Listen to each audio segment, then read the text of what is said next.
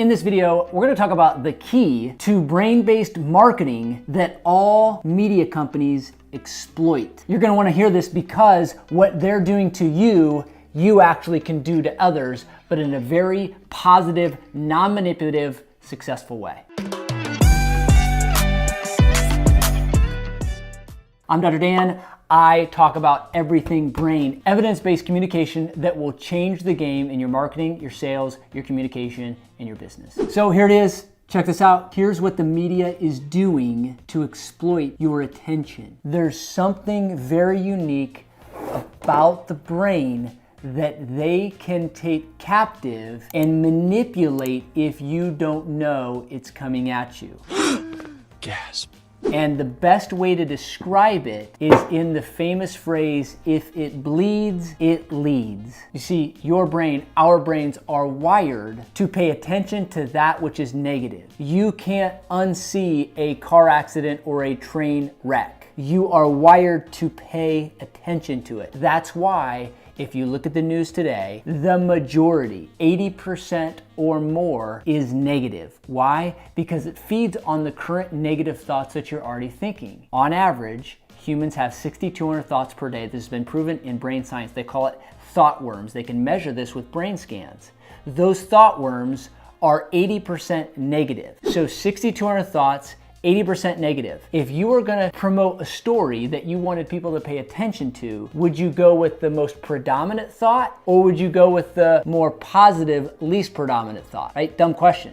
You dumb. So you start to see this is why they exploit us, because they just put everything in front of us that's negative or that they know is very polarizing. So, how can you stack the deck in your favor when it comes to your marketing and in your communication? But do it in a way that is positive and actually helps the people you're trying to reach. Side note, where most entrepreneurs get this wrong, they're looking to have more influence with more credentials. I'll be the first to tell you, you don't need a PhD, a master's degree, or any degree for that matter to have influence over another human. Whether it becomes your marketing, your sales, your branding, or anything in between, it's not about credentials. It's about trust. And trust comes from influence. Influence comes from emotion. Media companies exploit it, but you are going to know exactly how to utilize the way the brain is designed and put your messaging in front of them so it's very usable, it's very attention worthy, and it's easy to make decisions. So if you've ever heard me talk about communication on any other video or any other platform or on a stage, you've heard me talk about this one hormone. This is what I love about communication. Whether you're doing in marketing, branding, or sales, it comes down to biology. That means that there's something inside the body that it receives information very specifically.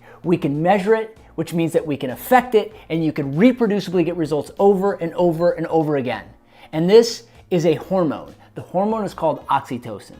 Oxytocin is the breastfeeding hormone. It's the bonding hormone. It's the highest amounts of oxytocin occur when a mom is breastfeeding her child. Now, why does this pertain to you? Because if you can trigger oxytocin, you can get people to pay you and actually pay you more and be more willing to pay you by triggering this one hormone. Research was done out of Santa Clara, California that showed those who had higher level of oxytocin by simply watching a message had a 56% more value for something, meaning they are 56% more likely to give more money and 261% more likely to take action on the offer. If you're looking to market your business, market your offer, get more people to get eyeballs and behave and choose your product, service, or offer, you need to first get their attention to get them to do something. It turns out that triggering this one hormone changes the entire game. And so here all along you've been looking at scripts, you've been trying to go to the marketing seminars, or you've been trying to get the perfect ad, but lo and behold, there's one key element and it comes down to oxytocin. So the question you need to be asking is, Dr. Dan, how can I trigger more oxytocin in my viewers, in my listeners, and in my prospects? You have to tell a better story. Story time. The research is crystal clear. The brain scans are crystal clear on this. The more stories you tell, the more stuff you sell. And what I mean by stuff is your product, your service, and your offer. I love this stuff. You can tell I tend to get a little passionate about it because I realized that I was taught the same way you were.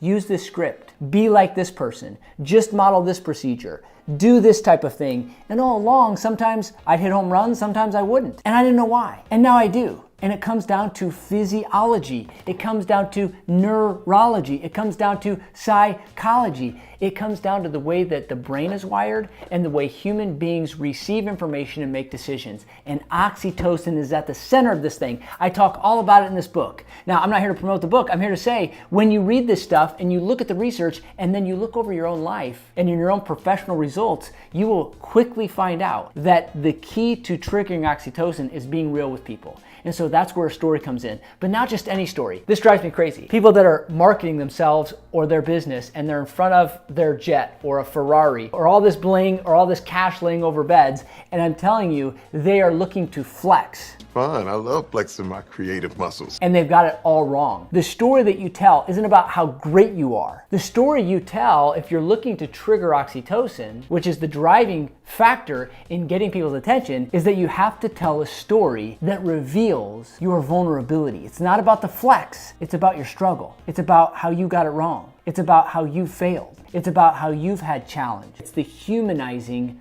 of your message. And when you humanize your message, listen, if you were to say, hey, I'm going to Mount Everest and I got up there and I did everything and I was just perfect and we went up there and it was easy. Nobody's listening to that. Nobody's going to do anything. But if you say, hey, I was in great shape, I was ready, prepared, and I got about a half mile up and I wanted to die and I wanted to turn around and I was done. But I persevered. Right now you've got my attention. I can relate because this hasn't been all great and I've struggled and I'm not even too sure that I can make it past there. But when I hear others that have overcome struggles that I'm going through, it gives me confidence. It gives me hope. And that hope is the key to getting people to take action. So here's the key elements in a story. Number one is you gotta have doubt, and number two is you gotta have emotion. You have to have in your story a doubt. There had to be something that you were uncertain of that led to your doubt or skepticism. The second thing is emotion. You've had to have emotion. When you express that emotion, they relate with you. So for me, it may seem odd to you that I'm an introvert.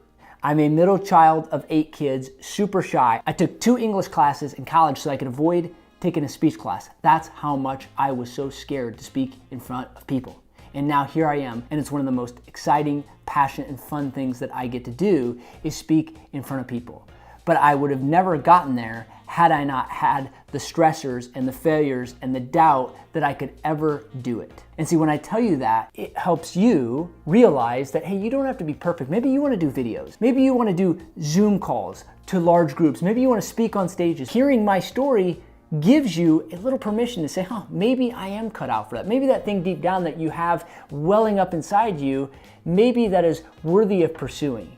And that's what I'm here to tell you. And the brain will help you get there. Because when you realize the brain is moldable, it's neuroplastic, you can change it. See, that gives you the confidence. So I'm gonna leave you with 3 easy keys to truly utilize the same tactics that the media uses to increase attention and marketing to your prospects. Number 1 is you have to have something they aspire to be, aspire to want. You have to have something that they need. You have to solve a problem that they currently have and they recognize. Number 2 is you've gotta get them to recognize they can. You've got to get them to understand that it's not because you're so great, but it's because of your challenges that you overcame and you were just like them. When they feel understood, they're willing to take the next step. And then number 3 is you have to give them a formula. In this book, I talk about the impact story formula, right? That's the trust formula. I give a blueprint, the formula. You need to have a formula so they can literally put in a wheelbarrow and achieve the results or similar results that you have achieved. And when they have this excitement, when they have this feeling based on this emotion, that's when they act, that's when they pay, that's when they change. And so just like media companies, they exploit this emotion, except they do it negatively. You're gonna do it in a positive light, serving your people and ultimately getting results that you never thought possible. So there it is. You are more than capable. You are more than enough. Start this in your marketing. It's called brain-based marketing. It's working with the brain and not against it. It's working with the body and not against it. It's biology, it's neurology, and it's psychology all wrapped in one. You got this. Dr. Dan, signing off.